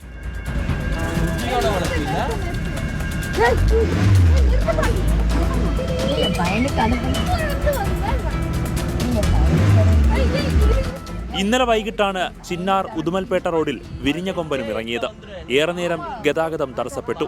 ആനയുടെ അടുത്ത് വാഹനം നിർത്തി പ്രകോപനമുണ്ടാക്കിയാണ് യാത്രികർ ദൃശ്യങ്ങൾ പകർത്തിയത്. കോഴിക്കോട് തോട്ടുമുക്കത്ത് വളർത്തുനായയെ പുലി കടിച്ചുകൊന്നെന്ന് നാട്ടുകാർ പറയുന്നു. മാടമ്പി കാക്കനാട് മാത്യുവിന്റെ വീട്ടിലെ നായയെയാണ് കടിച്ചുകൊന്നത്. പാലക്കാട് അഗളിയിൽ ഭൂതുവഴി കില സെന്ററിന് സമീപം പുലിയുടെ സാന്നിധ്യമെന്നും സംശയമുണ്ട്. മുരുകേശൻ എന്നയാളുടെ പശുക്കിടാവിനെയാണ് പുലർച്ചെ പുലി പിടിച്ചെന്ന് പറയുന്നത്. News desk 24.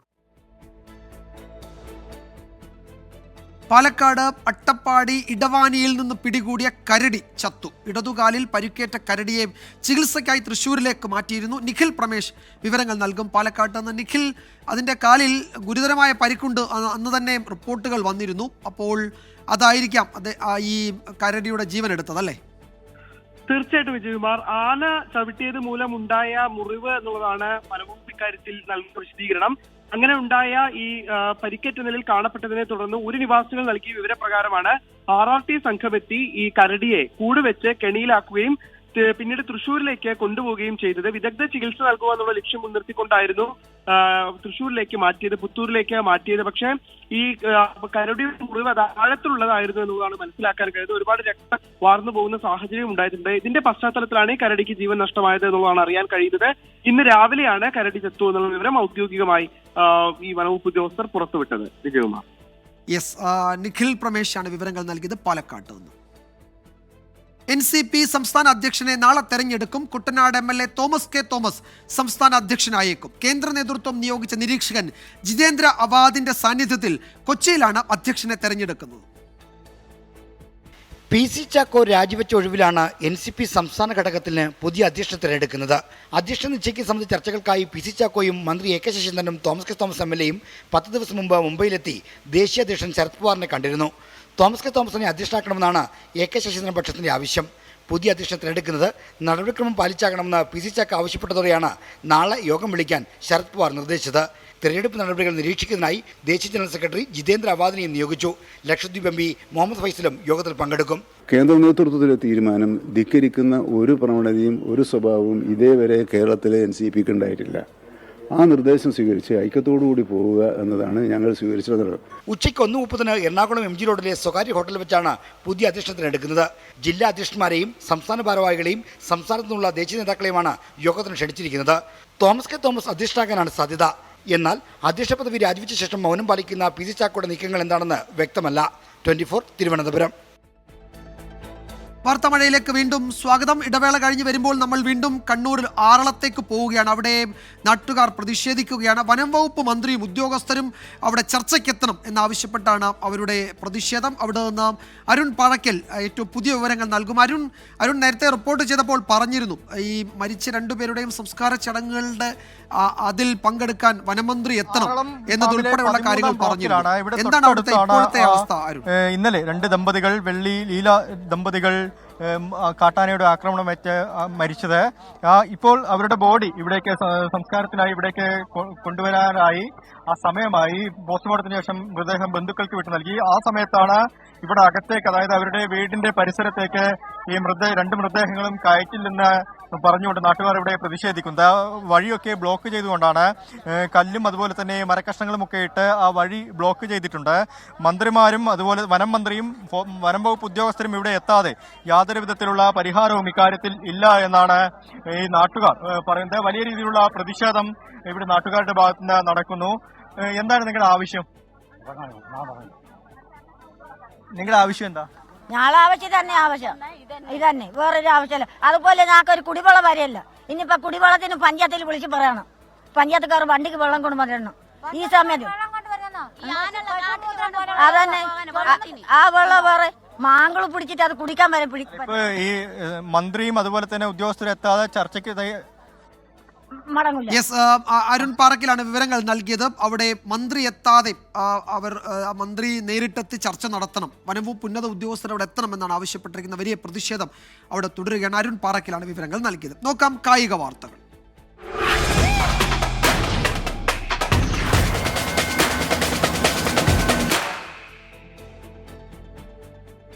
Ranji trophy cricket ഫൈനലിനായി കേരള ടീം കഠിന പരിശീലനത്തിലാണ്. മറ്റന്നാൾ നടക്കുന്ന ഫൈനൽ പോരിൽ വിദർഭയാണ് കേരളത്തിന്റെ എതിരാളികൾ. ചരിത്രത്തിലെ ടീമിന്റെ ആദ്യ രഞ്ജി കിരീടം ലക്ഷ്യമിട്ടാണ് കേരളം കളത്തിലിറങ്ങുന്നത്.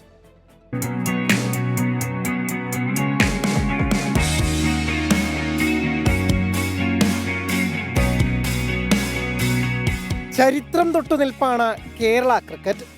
7.5 പതിറ്റാണ്ട് നീണ്ട രഞ്ജി ട്രോഫി ചരിത്രത്തിൽ ആദ്യമായി ഫൈനൽ കളിക്കാനൊരുങ്ങുന്നു. ചരിത്ര നേട്ടം കൂടുതൽ തിളക്കമുള്ളതാക്കാനും തലമുറകൾക്ക് പ്രചോദനമാകാനും ഇനി വേണ്ടത് കിരീടമാണ്. കണക്കുകളിലും കരുത്തിലും വിദർഭ മുന്നിലെങ്കിലും ഫൈനലിലേക്കുള്ള വഴിയിൽ വീഴ്ത്തിയവർ അതിനേക്കാൾ കേമന്മാരായിരുന്നു എന്നതാണ് കേരളത്തിന്റെ ആത്മവിശ്വാസത്തിന് കാരണം. കലാശക്കളിക്കായി കേരളത്തിന്റെ വീരന്മാർ കഠിന പരിശീലനത്തിലാണ്. വളരെയേറെ പ്രതീക്ഷയുമായാണ് നമ്മൾ ഹിസ്റ്റോറിക്കൽ ഫൈനൽ കളിക്കാൻ എത്തിയിട്ടുള്ളത്. വിദർഭയുടെ തട്ടകത്തിൽ വെച്ചിട്ട് കേരളത്തെ ഇതുവരെ തോൽപ്പിക്കാൻ സാധിച്ചില്ല എന്ന കാര്യം നമുക്ക് വളരെയേറെ ആത്മവിശ്വാസം പകരുന്നു. നമ്മൾ ജയിച്ചു വരുമെന്ന് നല്ല ഉറപ്പുണ്ട്. ക്വാർട്ടറിൽ ജമ്മു കശ്മീരിനെ 1 റൺസ് ലീഡിലും സെമിയിൽ ഗുജറാത്തിനെ 2 റൺസ് ലീഡിലും മറികടന്നാണ് കേരളം ഫൈനലിന് യോഗ്യത നേടിയത്. നിലവിലെ ചാമ്പ്യന്മാരായ മുംബൈയെ തോൽപ്പിച്ചായിരുന്നു വിദർഭയുടെ ഫൈനൽ പ്രവേശം. 2018-19 സീസണിലെ സെമി തോൽവിക്ക് വിദർഭയോട് കണക്ക് തീർക്കാൻ കൂടിയാണ് കേരളം ഫൈനൽ പോരിനിറങ്ങുന്നത്. Anil Vasudev, sports desk, 24. ഇനി കാലാവസ്ഥാ റിപ്പോർട്ട്.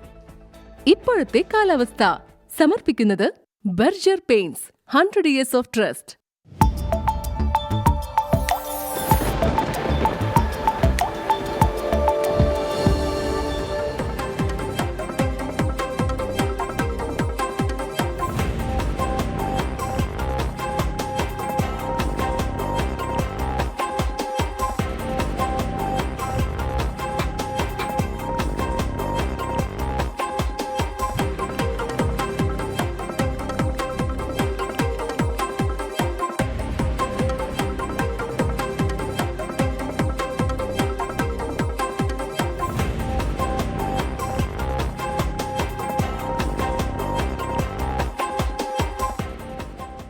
സംസ്ഥാന വനിതാ കമ്മീഷന്റെ മികച്ച ദൃശ്യമാധ്യമ റിപ്പോർട്ടർക്കുള്ള പുരസ്കാരം 24 സീനിയർ റിപ്പോർട്ടർ സമീർ സി മുഹമ്മദിന്.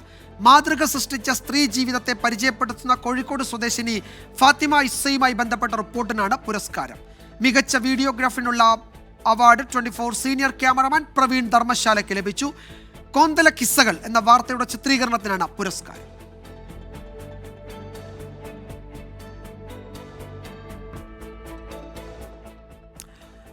ഈ റിപ്പോർട്ടോടെ വാർത്താമഴ അവസാനിക്കുകയാണ്.